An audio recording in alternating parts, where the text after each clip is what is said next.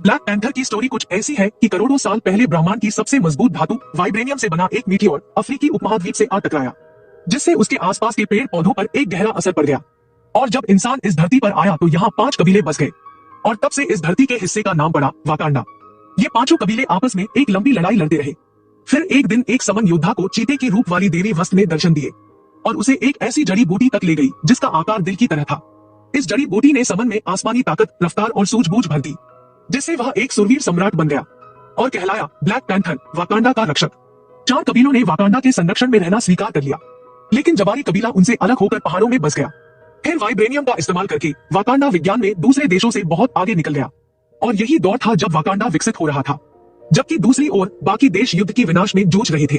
और यही कारण है कि वाइब्रेनियम की सुरक्षा के लिए वाकांडा वासियों ने अपनी पहचान छुपाने की शपथ ली, ताकि उनका राज कभी भी दुनिया के सामने ना आ पाए।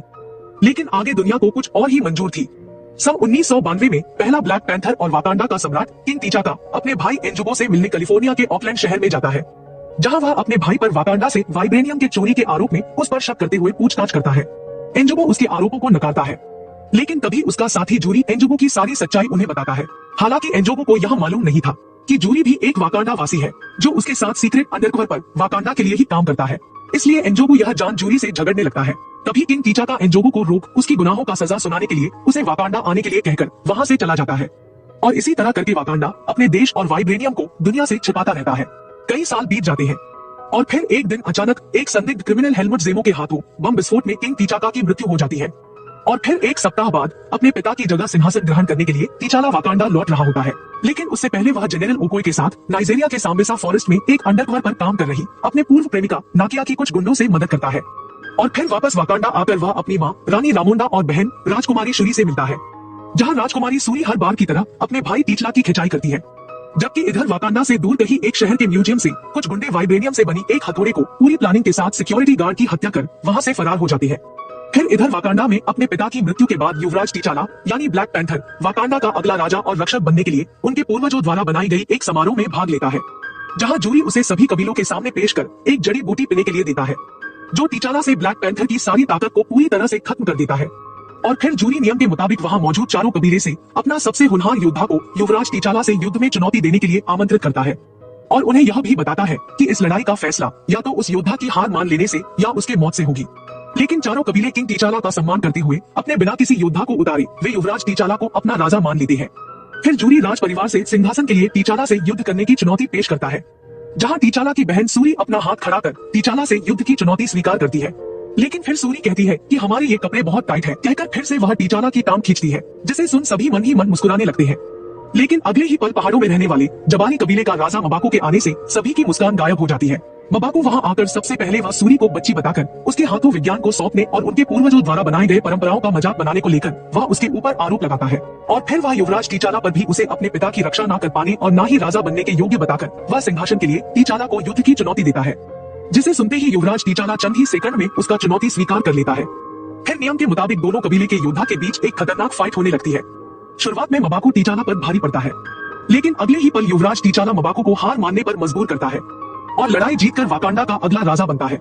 फिर ब्लैक पैंथर की ताकत पाने के लिए युवराज टीचाला उस पवित्र जड़ी बूटी को पीकर गहरी नींद में जाता है और फिर चीते की रूप वाले देवी अस्त की मदद से वह अपने पिता से मिलता है, जहां उसके पिता उसे एक अच्छे सम्राट बनने की सीख देते हैं। फिर युवराज टीचाला वापस जाकर ब्लैक पैंथर की ताकत को पूरी तरह से पा लेता है। अगले दिन फिर ब्लैक पैंथर टीचाला सरहदी कबीले के मुखिया और जनरल ओकोई के प्रेमी डब्ल्यू काबी से मिलता है, लेकिन उसी समय उन्हें जनरल ओकोई से तुरंत एक जरूरी संदेश आता है। फिर 4 कबीले के सरदार को बुलाकर जनरल ओकोई उन्हें बताती है कि उनका एक प्राचीन वाइब्रेनियम आर्टिफैक्ट ब्रिटेन के एक म्यूजियम से क्लाउ और उनके सहयोगी द्वारा चुरा लिया गया है, जिसे सुन डब्ल्यू काबी टीचाला से कहता है कि क्लाउ उसके माता पिता का भी हत्यारा है, इसलिए वह टीचाला से उसे मारने या पकड़कर वाकांडा लाने के लिए कहता है। फिर युवराज टीचाला डब्ल्यू काबी से वादा कर वह वाकांडा की खुफिया टेक्नोलॉजी विभाग और विज्ञान प्रयोगशाला में अपनी बहन सूरी के पास आता है, जहां सूरी उसे बाबा आदम के जमाने के चप्पल पहना देख उसका मजाक बनाते हुए उसे लेटेस्ट अपडेट वाली जूते देती है और फिर अपडेटेड ब्लैक पैंथर की शूट दिखाकर उस शूट पर वार करने के लिए कहती है। युवराज टीचाला सूरी की बातों को मान शूट पर वार कर उसे हवा में उछाल देता है, जिससे सूरी अपने भाई से कहती है मैंने इतना जोर से मारने के लिए नहीं कहा था, कहकर वह शूट पर होने वाली चेंजिंग के बारे में बताती है कि कैसे उसमें लगे हुए नाइनाइट्स काइनेटिक एनर्जी को ऑब्जर्व करके उसे एक साथ छोड़ते हैं। और फिर आगे शूरी वीडियो रिकॉर्ड करते हुए एक बार फिर से अपने भाई को शूट पर वार करने के लिए कहती है, लेकिन इस बार जैसे ही टीचाला शूट पर वार करता है वह वापस पीछे की ओर गिर जाता है और जिसे देख सूरी जोर से हंसने लगती है। फिर आगे युवराज टीचाला एक योजना बनाकर जनरल ओकोए और गर्लफ्रेंड नाकिया के साथ क्लाउ को पकड़ने के लिए उस कैसिनो क्लब में जाता है, जहां क्लाउ चुराए हुए वाइब्रेनियम को उसके पुराने दोस्त CIA एजेंट एवरेट रॉस के साथ डील करने वाला होता है। जहां टीचाला एजेंट एवरेट रॉस से कहता है कि वह क्लाउ के लिए यहाँ आया है और उसे यहाँ से किसी भी हालात में लेकर जाएगा, कहकर वह वहां से दूसरी तरफ जाता है। फिर कभी क्लाउ की एंट्री होती है। वह अपने पालतू गुंडों के साथ कैसिनो क्लब में प्रवेश करता है, जिसे देख नाकिया टीचाला और ओकोए को चौकन्ना करती है। फिर क्लाउ एजेंट एवरेट रॉस से वाइब्रेनियम के बदले हीरे लेने की बात कर ही रहा होता है कि उसके गुंडे जनरल ओकोए को पहचान लेते हैं और फिर देखते ही देखते उनके बीच फाइट शुरू हो जाती है। युवराज टीचाला क्लाउ को देखते ही हत्यारा कहकर उसे सरेंडर करने के लिए कहता है, लेकिन तभी क्लाउ वाइब्रेनियम से बनी अपनी मॉडिफाइड हाथों से टीचाला पर वार करता है और वहां से तुरंत अपने चेलों के साथ महंगी और नई गाड़ियों से भागने लगता है। इधर ओकोए और नाकिया भी युवराज टीचाला के लिए एक कार छोड़कर दूसरे कार से क्लाउ का पीछा करती है, जबकि सूरी कार में लगी रिमोट कंट्रोल को एक्सेस कर सीधे वाकांडा से कार को कंट्रोल करते हुए भाई ब्लैक पैंथर के साथ वह भी बड़े एक्साइटमेंट से क्लाउ का पीछा करती है। क्लाउ अपने गुंडों को अलग अलग जाने के लिए कहता है ताकि वह उन्हें चकमा दे सके, लेकिन वे एक एक करके क्लाउ के चेलों का सफाया करते जाते हैं। फिर आगे क्लाउ जनरल ओकोए और नाकिया पर एक जोरदार वार करता है, जिससे उनका कार बुरी तरह से नष्ट हो जाती है, लेकिन वे सुरक्षित बच जाते हैं। फिर एजेंट एवरेट रॉस वहां पहुंचकर उन्हें अपने कार पर आने के लिए कहता है, जबकि इधर क्लाउ फिर से हमला कर पीछा कर रहे ब्लैक पैंथर टीचाला के कार को तबाह करता है, जिससे सूरी कार से कंट्रोल खो बैठती है। लेकिन ब्लैक पैंथर टीचाला अपने आप को संभालते हुए उसकी ही गाड़ी पर कूद क्लाउ को रोक लेता है। फिर क्लाउ जख्मी हालत में किसी तरह से गाड़ी से बाहर आकर फिर एक बार टीचाला पर वार करता है, जिससे गुस्सा कर ब्लैक पैंथर टीचाला उसके मॉडिफाइड हाथ को उखाड़ फेंकता है और वह उसे मारने के लिए आगे बढ़ता ही है कि तभी नाकिया उसे रोकते हुए बताती है कि पूरी दुनिया उसे ये करते हुए देख रही है। फिर मजबूरन ब्लैक पैंथर क्लाउ को छोड़ उसे अपने फ्रेंड CIA एजेंट रोज के हिरासत में सौंप देता है। अगले दिन ब्लैक पैंथर टीचाला और जनरल ओकोए की मौजूदगी में CIA agent Everett Ross Clough से उसके काले करतूतों के बारे में पूछताछ कर रहा होता है, जबकि नाकिया कंप्यूटर स्क्रीन पर नजर रखे हुए कंप्यूटर पर कुछ संदिग्ध हरकत देखती है और उस हरकत को अंजाम देने वाला और कोई नहीं बल्कि स्वयं स्टीवंस होता है, जो क्लाउ को वहां से निकालने का रास्ता बना रहा होता है। जिसे देख नाकिया टीचाला के पास जाकर उन्हें जानकारी देती ही है कि अचानक से एक विस्फोट होता है और फिर स्टीवंस उन पर अंधाधुंध फायर कर क्लाउ को वहां से ले जाने लगता है, जिसे देख ब्लैक पैंथर उनका पीछा करता है। लेकिन स्टीवंस के जोरदार शॉट से जमीन पर जा टकराकर ब्लैक पैंथर टीचाला उसके गले के लॉकेट को देख चौंक जाता है। तभी ओकोए उसे बताती है कि एजेंट रोज नाकिया की रक्षा करते हुए गंभीर रूप से घायल हो गया है, जिसे देख ब्लैक पैंथर टीचाला एजेंट रोज को बचाने के लिए उसे अपना देश वाकांडा लाता है। लेकिन फिर तभी उनके आने की खबर सुन WKB भी वहां आता है और ब्लैक पैंथर टीचाला से क्लाउ के बारे में बात करता है, जहां टीचाला उसे बताता है कि क्लाउ उसे बचकर निकल गया, जिसे सुनकर WKB टीचाला पर से भरोसा खोकर वहां से चला जाता है। जबकि इधर क्लाउ एरिक और बाकी लोगों के साथ फिर से वाइब्रेनियम की डील करने के लिए दूसरे देश जा रहे होते हैं और तभी एरिक धोखे से अपना साथी और गर्लफ्रेंड को भी मार गिराता है, जिससे देखकर क्लाउ एक टूटे हुए प्लेन के पीछे छिप जाता है और फिर वह जैसे ही एरिक को देख उस पर गोली चलाता है कि उससे पहले एरिक उस पर गोली चला देता है और फिर एरिक क्लाउ के पास आता है और उसे अपना राज और वाकांडा का निवासी बताकर उसे भी वही मार देता है। फिर इधर टीचाला जूरी के पास जाकर अपने चाचा एंजुगो का जिक्र करते हुए उनसे अपने रिंग के बारे में पूछता है, जो उसने क्लाउ को भागने से रोकते वक्त हुबहू एरिक के गले में भी देखा था, जिसे सुन जूरी टीचाला से कहता है कि ऐसा नहीं हो सकता। कहकर वह युवराज टीचाला को बताता है कि 30 साल पहले उसके चाचा एंजुगो ने वाकांडा से गद्दारी कर क्लाउ को वाकांडा से वाइब्रेनियम चोरी करने में मदद की थी और जिसकी जानकारी उसने ही उसके पिता किंग टीचाका को दी, जिसके चलते एंजुगो ने उस पर गोली तानी और जिससे मजबूरन उन्हें अपने भाई को मारना पड़ा। फिर जूरी टीचाला को यह भी बताता है कि उसके पिता ने अपने भाई एंजुगो के बेटे को जानबूझकर वहीं छोड़ दिया ताकि उनका झूठ कभी भी दुनिया के सामने ना आ पाए, जिसे सुन टीचाला अंदर से दुख में डूब जाता है। अगले दिन एरिक पूरे प्लानिंग के साथ वाकांडा में क्लाउ के बॉडी को घसीटते हुए उसे WKB के पास लाता है, जिसे देखकर WKB हैरान रह जाता है। लेकिन फिर तभी इधर वाकांडा के विज्ञान प्रयोगशाला में CIA एजेंट रोज भी बेहोशी की हालत से जगता है और फिर उठकर वह सूरी से पूछता है कि वह कहाँ है, तो सूरी बताती है कि वह वाकांडा में है। यह सुन एजेंट रोज चौंकते हुए वाकांडा की मैग्नेटिक लेविटेशन टेक्नोलॉजी से चलने वाली ट्रेन को देखकर हैरान होने लगता है। फिर वह सूरी से बात करता ही है कि तभी जनरल ओकोए सूरी को वीडियो कॉलिंग कर बताती है कि बॉर्डर पर एक आदमी आया है जो अपने आप को वाकांडा निवासी बतलाता है और जिसने क्लाउ को मार दिया है, कहकर वह सूरी को जानकारी देती है। यह जान सूरी चौंकते हुए एरिक की पहचान देख उसे बाहर वाला कहती है, लेकिन एजेंट रोज एरिक को देखते हुए बताता है कि वह वाकांडा का नहीं है बल्कि वह उसकी तरह ही एक एजेंट है। फिर सूरी इसकी जानकारी अपने भाई ब्लैक पैंथर को देती है, जिसे जान वह तुरंत वहां पहुंचता है, जहां एजेंट रोज एरिक को एक अंडरकवर एजेंट कहते हुए उन्हें यह भी बताता है कि कैसे एरिक 19 साल की उम्र से ही शील्ड ज्वाइन किया। फिर वहां से निकलकर उसने अंधाधुंध मारकाट की जैसे कोई वीडियो गेम हो और इसलिए उसका नाम पड़ा एरिक किलमोंगर, जिसका मकसद सिर्फ हत्याएं करके सरकार गिराना है, कहकर एजेंट रोज ब्लैक पैंथर को एरिक के बारे में सारी जानकारी देता है। फिर आगे राजमहल में एरिक को पेश किया जाता है, जहां उसे बोलने की छूट दी जाती है और वह अकड़ कर कहता है कि मैं तुम लोगों के देश में खड़ा हूँ, उस आदमी को मारकर जिसने तुमसे वाइब्रेनियम चुराया और तुम्हारे लोगों को मारा, और ये इंसाफ तो तुम्हारे महाराज भी नहीं कर पाए, कहकर वह उनसे राजगद्दी की मांग करता है, जिसे सुन सभी हंसने लगते हैं। लेकिन फिर तभी वह ब्लैक पैंथर को एक हत्यारे का बेटा कहते हुए अपने आप को इंजुगो का बेटा बताता है, जिसे सुन सभी फिर से चौंकते हुए आपस में बहस करने लगते हैं। तभी ब्लैक पैंथर की मां उसे झूठ कहती है, लेकिन फिर डब्ल्यू का भी उन्हें इंजुगो का रिंग दिखाकर सच साबित करता है।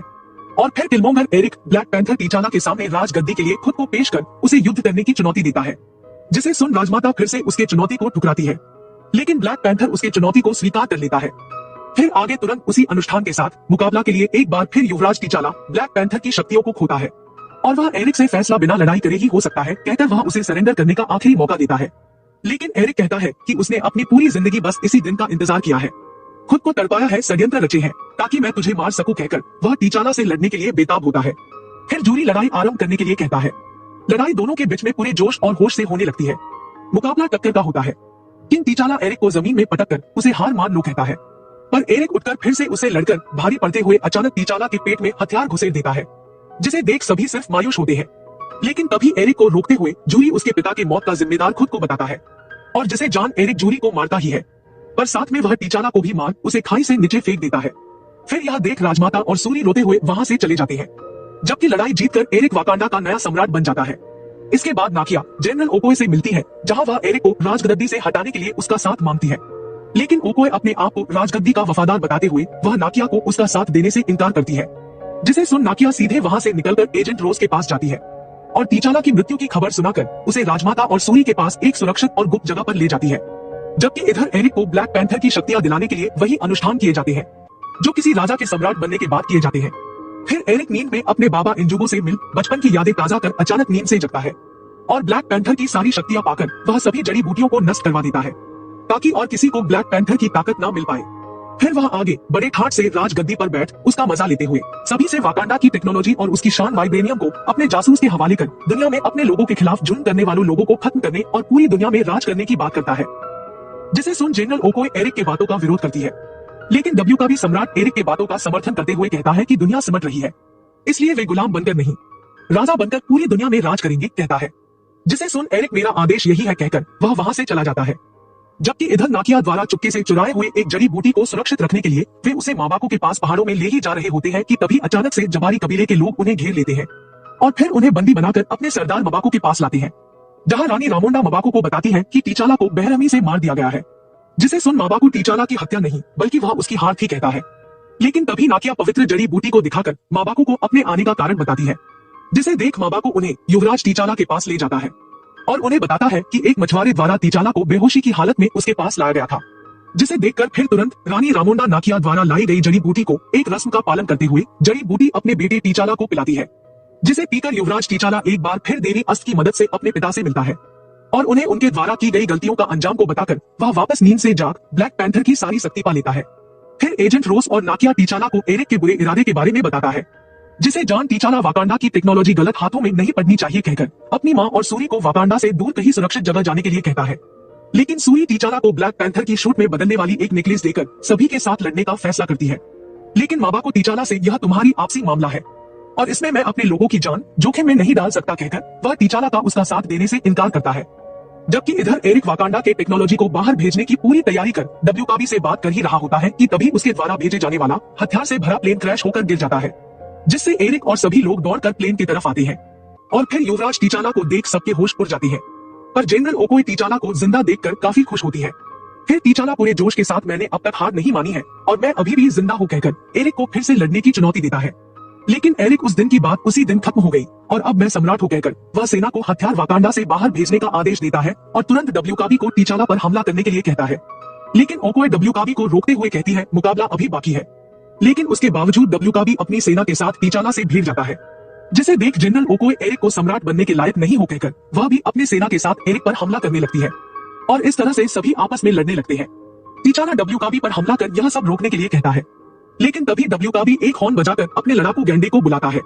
जबकि इधर सूरी रिमोट कंट्रोल से चलने वाली प्लेन को एजेंट रोज के हाथों में देकर वह नाकिया के साथ कुछ टेक्नोलॉजी और शूट्स लेकर वहां से निकल जाती है। फिर वे जनरल ओकोए को एरिक से हारता देख दोनों एरिक से लड़ने लगते हैं। इधर टीचाला डब्ल्यू काबी के लड़ाकू गैंडे को रोकने में व्यस्त होता है, और जबकि एजेंट रोज वाकांडा से बाहर ले जाने वाली हथियार को रोकने के लिए वह दुश्मनों के प्लेन को रोकने की कोशिश करता है। फिर तीचाला अपनी बहन सूरी को मुसीबत में देख सीधे वह एरिक से भिड़ जाता है। फिर दोनों के बीच एक बार फिर से जबरदस्त मुकाबला होने लगता है। इधर नाकिया घायल हो जाती है, उसके बावजूद वह उठकर लड़ने लगती है, लेकिन अगले ही पल डब्ल्यू का भी चारों तरफ से घेर कर उन्हें सरेंडर करने के लिए कहता है और फिर अपना गिनती स्टार्ट करता ही है कि तभी जबारी कबीले के राजा माबाकू की एंट्री होती है, जिससे लड़ाई फिर से स्टार्ट हो जाता है। फिर इधर एजेंट रोज किसी तरह से दुश्मनों को रोक लेता है, जबकि डब्ल्यू का भी माबाकू को देख उसके तरफ हमला करने के लिए आगे बढ़ता ही है कि तभी ओको उसके सामने आकर उसे रोक लेती है और फिर वह डब्ल्यू का भी को सरेंडर करने के लिए कहती है। डब्ल्यू का भी मना तो करता है, लेकिन वह अपने लोगों को इस तरह से लड़ता देख सरेंडर करने का फैसला करता है। जबकि इधर एरिक और तीचाला अभी भी लड़ रहे होते हैं। एरिक तीचाला पर भारी पड़ रहा होता है, लेकिन अगले ही पल तीचाला अपनी चालाकी से उस पर हथियार घुसेड़ देता है। फिर एरिक दर्द से कहराते हुए कहता है कि मेरे पापा कहते थे वाकांडा से खूबसूरत और कुछ नहीं है, कहकर वह अपने पिता के बारे में बात करने लगता है, जिसे सुन तीचाला भावुक होकर एरिक को वाकांडा की सबसे सुंदर जगह पर लाकर उससे कहता है कि शायद हम अभी भी तुम्हें बचा सकते हैं। जिसे सुन एरिक कहता है इसलिए काल कोठरी में डालने के लिए कहकर वह अपने शरीर से हथियार निकालकर मरना पसंद करता है। और फिर एरिक के मरने के बाद तीचाला वाकांडा का सम्राट बनकर एक बार फिर अपने हाथों राजगद्दी को संभालता है और फिर अपने पिता द्वारा की गई गलतियों को सुधारने के लिए वह अपना सोच बदलकर कैलिफोर्निया के ऑकलैंड शहर में आता है और वहां वाकांडा का एक अंतर्राष्ट्रीय संपर्क केंद्र खोलने की योजना बनाता है, ताकि वह दूसरे देशों से संपर्क कर उनके साथ अपना विज्ञान बांट सके। और इस तरह से यह मूवी भी यहीं पर समाप्त होती है। तो फिल्म की शुरुआत होते ही हमें दिखाया जाता है कि वाकांडा मुल्क का राजा, जिसका नाम तीचाला है, एक बहुत ही खतरनाक बीमारी से लड़ रहा है। एक ऐसी बीमारी जिसका इलाज वाकांडा के पास है ही नहीं। तो अपने भाई तीचाला की जान बचाने के लिए उसकी बहन शूरी अपनी लैब में कई सारे टेस्ट कर रही होती है, ताकि किसी तरह वो एक नकली जड़ी बूटी बना ले जो बहुत ही ताकतवर है, जिसके बाद उसकी ड्रिंक बनाकर वो तीचाला को पिला दे और उसकी जान बच जाए। दरअसल इस वक्त वाकांडा में वो जड़ी बूटी एक भी नहीं होती। शूरी यहाँ पर बहुत कोशिश करती है, मगर फिर भी वो उस जड़ी बूटी को बनाने में कामयाब नहीं होती। यहाँ पर वो अपने रोबोट से भी अपने भाई के बारे में पूछ रही होती है, जिस पर रोबोट कहता है कि तीचाला की हालत बहुत ही नाजुक है, उसका बचना बहुत मुश्किल है, उसके दिल की रफ्तार भी लगातार नीचे गिर रही है। और अब इसकी फौरन बाद शूरी के पास उसकी माँ रमोंडा आती है, जो कहती है बस रुक जाओ शूरी, अब ये सब करना बंद कर दो, कोई फायदा नहीं है, क्योंकि तीचाला अब नहीं रहा, वो मर चुका है। ये बात बताते ही शूरी और उसकी मोम रमोंडा दोनों ही रोने लगती है। अब अगले ही दिन तीचाला का फ्यूनरल किया जाता है, यानी उसे दफनाया जाता है, जहाँ वाकांडा के सभी लोग अपने राजा तीचाला को बड़ी अच्छी सी आखिरी गुड बाय करते। अब ऐसे ही करते करते एक साल गुजर जाता है, जहाँ वाकांडा ने ये वक्त अपने किसी भी राजा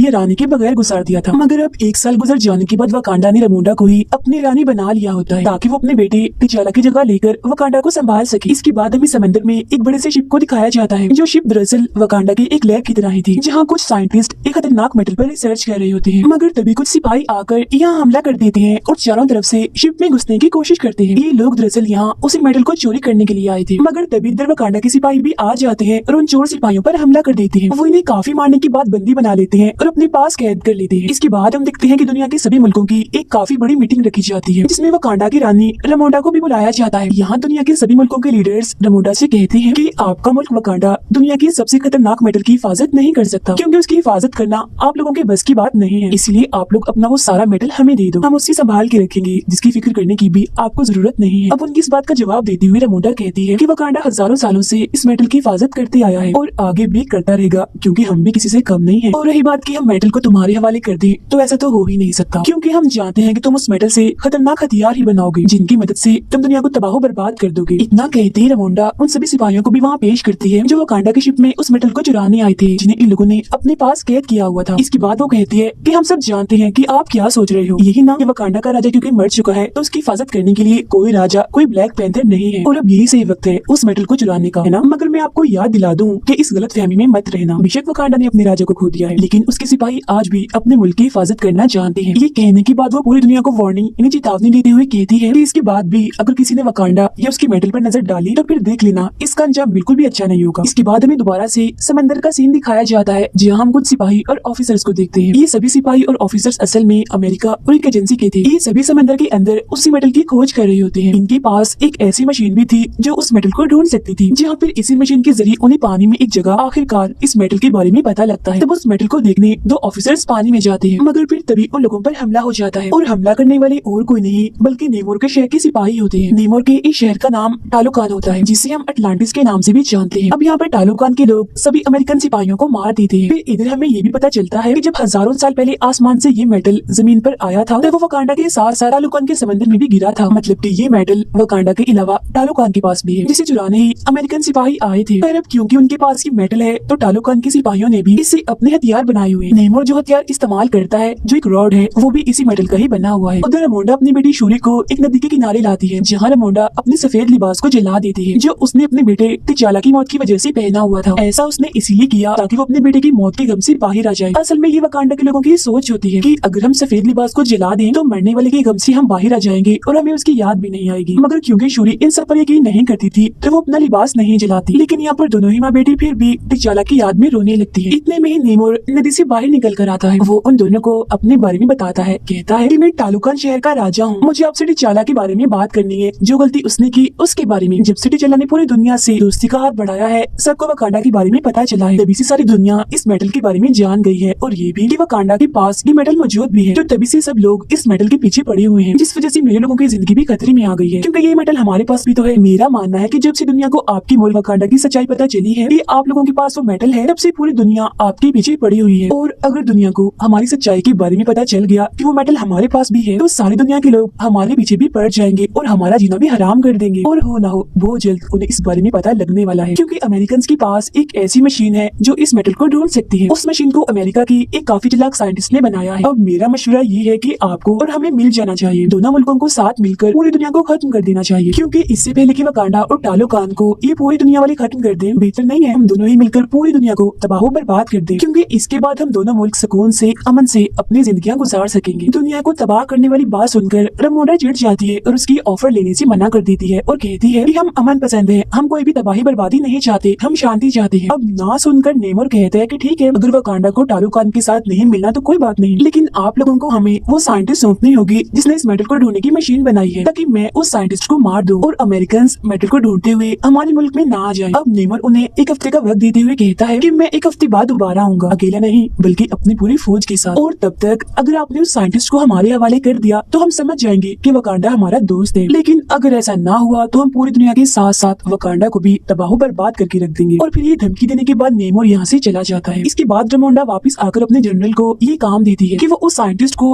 कैसे भी करके पकड़ कर लाए जिस साइंटिस्ट ने मेटल ढूंढने वाली मशीन बनाई है। तब यहाँ जनरल कहती है कि मैं आपकी बेटी शूरी को भी अपने साथ लेकर जाना चाहती हूँ, जहाँ पहले तो रमोंडा इसके लिए मना कर देती है, मगर बाद में शूरी को ले जाने के लिए मान जाती है। जिसके बाद शूरी और जनरल अमेरिका पहुँच जाती है और कैसे भी करके उस साइंटिस्ट को ढूंढ लेती है। यहाँ उन्हें हैरान करने वाली बात ये पता चलती है कि वो साइंटिस्ट सिर्फ 19 साल की एक कॉलेज जाने वाली लड़की है जिसका नाम आयरन हार्ट है। उसे खोजते ही वो दोनों उसे अपने साथ ले जाने लगते हैं, मगर तभी उन्हें पता चलता है कि अमेरिका और एजेंसी के लोग तब से उनके पीछे पड़े हुए हैं और उन्होंने हमेशा से ही शूरी और आयरन हार्ट पर नजर रखी हुई थी। वो लोग अब इन तीनों को सरेंडर करने का बोलते हैं, इन्हें खुद को उनके हवाले करने का, मगर तभी वो साइंटिस्ट यानी आयरन हार्ट अपने असली रूप में आ जाती है, मतलब अपना सूट पहनकर वहाँ से उठ जाती है। जिसके बाद शूरी और जनरल भी उसकी गाड़ी और बाइक लेकर वहाँ से निकल जाती है। अब यहाँ तो किसी तरह वो एजेंसी से बच जाते हैं, मगर आगे जाते हैं टालोकान के सिपाही उन पर हमला कर देते हैं, क्योंकि इन सिपाहियों को नेमोर ने ही भेजा होता है ताकि वो आयरन हार्ट को पकड़कर नेमोर के पास ले आए। यहाँ टालोकान के सिपाही जनरल से काफी लड़ाई कर रहे होते हैं और आयरन हार्ट को अपने साथ ले जाने की कोशिश करते हैं, मगर जवाब में जनरल भी उनसे लड़ती है और आयरन हार्ट को बचाने की कोशिश करती है। लेकिन क्योंकि टालोकान के सिपाही काफी बहादुर थे इसलिए वो जनरल को हरा देते हैं और फिर आयरन हार्ट के साथ साथ शूरी को भी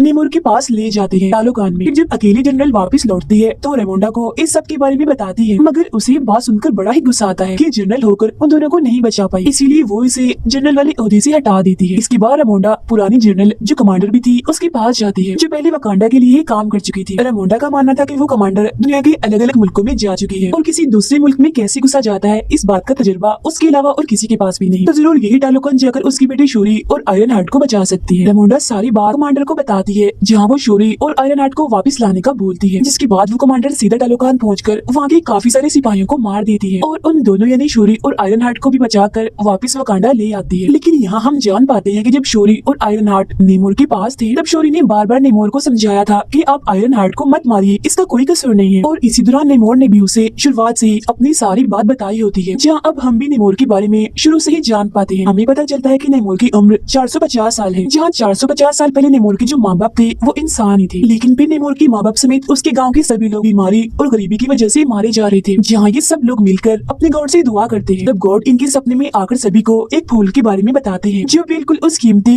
ताकतवर जड़ी बूटी जैसा था। वही जड़ी बूटी जिसे शूरी भी अपने लैब में बनाने की कोशिश कर रही थी। फूल के बारे में पता लगने के बाद नेमोर के माँ बाप और गाँव के सभी लोग पानी में जाकर उस फूल को हासिल कर लेते हैं और उसका रस निकाल कर पी जाते हैं। मगर उसे पीते ही इनका जिस्म और दिमाग एकदम बदल जाता है। पूरे जिस्म का रंग ही नीला पड़ गया था। इंसान तो ये कहीं से भी नहीं लग रहे थे, मगर ऐसा होते ही इनकी ताकतें काफी हद तक बढ़ जाती है। लेकिन एक दिक्कत थी, ये लोग ऐसी बनने के बाद जमीन पर नहीं रह सकते थे। तब जिंदा रहने के लिए ये लोग पानी में जाते हैं, क्योंकि अब ये सिर्फ वही रह सकते। ये वो वक्त था जब नेमोर पैदा होने वाला था, जहाँ कुछ वक्त के बाद वो पैदा हो ही जाता है। और क्योंकि नेमोर की मोम ने भी इस फूल को इस्तेमाल किया था, इसीलिए ये सारी ताकतें नेमोर को भी मिली थी। मगर हैरत थी कि वो पानी के साथ साथ बाहर जमीन पर भी जिंदा रह सकता था। इसके अलावा उसके पैरों में पंख भी थे और कान भी नुकीले थे। लेकिन कुछ वक्त के बाद जब वो बड़ा हो रहा होता है तो उसकी मोम की मौत का वक्त करीब आ गया होता है। मरने से पहले उसकी मोम की बस यही आखिरी ख्वाहिश थी कि मैं अपनी पहले की दुनिया इन्हीं जमीन को देखना चाहती हूँ, और अगर ना देख पाऊँ तो मुझे मेरे गाँव में ही दफनाया जाए। अब अपनी मोम की आखिरी ख्वाहिश को पूरा करने के लिए नेमोर उनकी लाश को उनके गाँव में ले जाता है। मगर यहाँ आकर वो देखता है कि गाँव के लोगों पर बाहर के लोग जुल्म कर रहे हैं, जो नेमोर पर भी गोली चलाते हैं। अब उसे तो इस समझने से कुछ भी नहीं होता, मगर उन सभी लोगों को मारकर वो इस पूरी जगह को जला देता है। और बस इसी दिन के बाद से ही नेमोर पानी के बाहर इन्हीं जमीन पर रहने वाले लोगों से नफरत करने लगता है। अपनी ये सारी कहानी बताने के बाद उसने शूरी को एक ब्रेसलेट भी दिया था जो टालोकान की ताकतवर जड़ी बूटियों से बना था। मगर जब उसे ये पता चलता है कि कमांडर शूरी और आयरन हार्ट को यहाँ से ले गई है और उसने इसके कुछ लोगों को भी मार दिया है, तो ये जान उसे वकांडा पर बहुत गुस्सा आता है और अब वो जाकर सीधा वकांडा पर हमला ही कर देता है। वो यहाँ के एक पूरे शहर को बर्बाद कर देता है, जिसमें जाहिर है वकांडा के बहुत से लोग मारे जाते हैं, लेकिन साथ ही साथ रानी रेमोंडा भी मारी जाती है। लेकिन मरते मरते वो रेमोंडा से कहता है कि ये हमला तो बस एक हल्की सी झलक है, मैं कुछ वक्त के बाद अपनी पूरी आर्मी के साथ आऊंगा और पूरे ही वकांडा को तहस नहस करके रख दूंगा। इतना कहते ही वो अपनी आर्मी के साथ वहाँ से चला जाता है। इसके बाद जैसे ही बात शूरी को पता चलती है कि मेरी मॉम की मौत हो गई है, तो वो बहुत ही दुखी हो जाती है। मगर नेमोर को रोकने और उससे बदला लेने के लिए वो जड़ी बूटी पर दोबारा से काम करने लगती है। वो उस ब्रेसलेट जो उससे नेमोर ने दिया था उसमें से जड़ी बूटियों को निकालकर उन पर ही टेस्ट करने लगती है, जहाँ बहुत जल्द वो ये जान पाती है कि ये भी कोई आम जड़ी बूटियाँ नहीं है, बल्कि इनमें भी ताकतवर जड़ी बूटी वाली सारी ताकत है। ये जानते ही वो इन सारी जड़ी बूटियों को अपने भाई टीचाला के डीएनए से मिला देती है, जिसके बाद आखिरकार यहाँ वो नकली जड़ी बूटी बना ही लेती है। और जैसे वो इसका रस पीती है तो ये सोचती है कि मुझे मेरे मॉम डैड नजर आएंगे, मगर उसे वो नहीं बल्कि खतरनाक सिपाही दिखता है जो शूरी को कहता है कि तुम अपने भाई टीचाला की तरह रहमदिल और बहादुर नहीं हो, तुम बिल्कुल मेरे जैसी हो, गुस्से वाली, बदला लेने वाली। तुम्हें सिर्फ बदला चाहिए, तुम अपने भाई की जगह कभी भी नहीं ले सकती। ये सुनते ही शूरी चिढ़ जाती है और उस ताकतवर जड़ी बूटियों की वजह से तो उसे पहले ही ताकतें मिल गई थी, जिनका इस्तेमाल करके वो ब्लैक पैंथर सूट पहनकर बन जाती है नई ब्लैक पैंथर। इसके साथ ही लैब में आयरन हार्ट भी अपने लिए एक मजबूत सूट बना लेती है जो काफी मॉडर्न था। उन दोनों ने तो ये बात पहले ही पता लगवा ली थी कि नेमोर की कमजोरी हीट है, गर्मी है, इसीलिए अगर उसे हीट में रखा जाए या पानी से दूर कहीं बाहर रखा जाए तो वो कमजोर पड़ सकता है। इस सारी तैयारी के साथ वो अपनी आर्मी को लेती है और सीधा जाकर नेमोर के शहर टालोकान पर हमला कर देती है, जिसके बाद यहाँ वकांडा और टालोकान के बीच काफी जबरदस्त किस्म की लड़ाई छिड़ जाती है। यहाँ शूरी अपने ब्लैक पैंथर वाले सूट में आकर नेमोर को अपनी एक काफी बड़ी शिप में ले आती है, जिसके अंदर उसने बड़े बड़े हीटर्स लगाए हुए थे, जिनसे बहुत सारी गर्मी और सेक निकल रही होती है। अब इतनी गर्मी से नेमोर कमजोर तो पड़ता है, मगर क्योंकि उसके हाथ में उसका हथियार था, यानी वो रॉड जो खतरनाक मेटल से बना था, उसकी मदद से वो उस पूरी शिप को ही तबाह कर देता है, जिसके बाद अब वो शिप नीचे गिरने वाली होती है। मगर शूरी यहाँ अपनी ताकत लगाकर कैसे भी करके शिप को उड़ाकर एक रेगिस्तान में ले जाती है, ताकि वो नेमोर को पानी से दूर रख सके, उसे कमजोर करने के लिए। अब रेगिस्तान में आकर नेमोर और शूरी के बीच काफी खतरनाक लड़ाई छिड़ जाती है, जिसमें नेमोर अपने रॉड को शूरी के पेट के आर पार कर देता है, जिससे वो काफी कमजोर हो जाती है। ऐसा करने के बाद वो पानी की तरफ वापस जाने लगता है ताकि उसे दोबारा से ताकत मिल सके। मगर पानी तक जाने से पहले ही शूरी अपने टूटे हुए शिप को तबाह कर देती है, यानी उसे उड़ा देती है, जिससे निकलने वाली आग से इतनी गर्मी पैदा हो जाती है कि नेमोर कमजोर होने लगता है। जिसके बाद वो उसी के हथियार से नेमोर पर हमला कर देती है और कहती है कि या तो तुम इस जंग में हार मान जाओ या मैं तुम्हारी जान ले लूंगी। अब यहाँ तुम्हारे लिए हार मानना ही बेहतर है, क्योंकि अगर तुमने जंग ना रोकी तो बाकियों के साथ साथ तुम्हारे लोग भी मारे जाएंगे। वो शूरी की ये बात मान जाता है, इसीलिए उसके सामने हार मान जाता है। वो दोनों अब एक साथ मिल जाते हैं और अपने लोगों के पास आकर जंग को खत्म कर देते हैं, जिसके बाद अब ये दोनों एक दूसरे के दोस्त बन जाते। सब कुछ बिल्कुल ठीक हो गया था, दोनों मुल्कों के लोग बहुत खुश रहने लगे थे। लेकिन यहाँ हम जान पाते हैं कि वकांडा का ये असूल है कि किसी भी इंसान को राजा या रानी बनने से पहले खुद को साबित करना होता है। उसे अपने मुल्क में होने वाली तलवारबाजी और लड़ाई में जीतकर ये साबित करना होता है कि मैं सबसे बहादुर हूँ, मैं ताकतवर भी हूँ और राजा बनने के काबिल भी। लेकिन हाँ, ये सब उसे बगैर किसी भी ताकत जैसे उस जड़ी बूटी का इस्तेमाल किए बगैर करना। अब क्योंकि शूरी ही नई रानी बनेगी, इसलिए उसने भी खुद को साबित करना था ये लड़ाई जीतकर। मगर तभी दिखाया जाता है कि शूरी यहाँ नहीं है, वो इधर से गायब है और यहाँ एक ताकतवर और खतरनाक सिपाही था जो लड़ रहा था। इसका मतलब ये था कि यही सिपाही वकांडा का नया राजा होगा। अब हम शूरी को देखते हैं जो यहाँ से सीधा गई होती है कमांडर के पास, जहाँ उसने अपना सफेद सफेद सोग वाला लिबास जला दिया होता है ताकि वो अपने भाई और माँ के गम से बाहर आ सके, क्योंकि अब उसे भी ऐसी बातों पर यकीन होने लगता है। यही वो कमांडर शूरी को अपने बेटे से मिलवाती है और बताती है कि मैंने और तुम्हारे भाई टिचाला ने छुपकर शादी कर ली थी और ये बच्चा मेरा और टिचाला का है, यानी तुम्हारे भाई का। इस बात का सिर्फ रमोडा को ही पता था, जिसके बाद आज तुम्हें भी पता चल गया। यहाँ वो बच्चा शूरी को अपना नाम बताता है, जिसके साथ ही ये कहानी यहीं पर खत्म हो जाती है।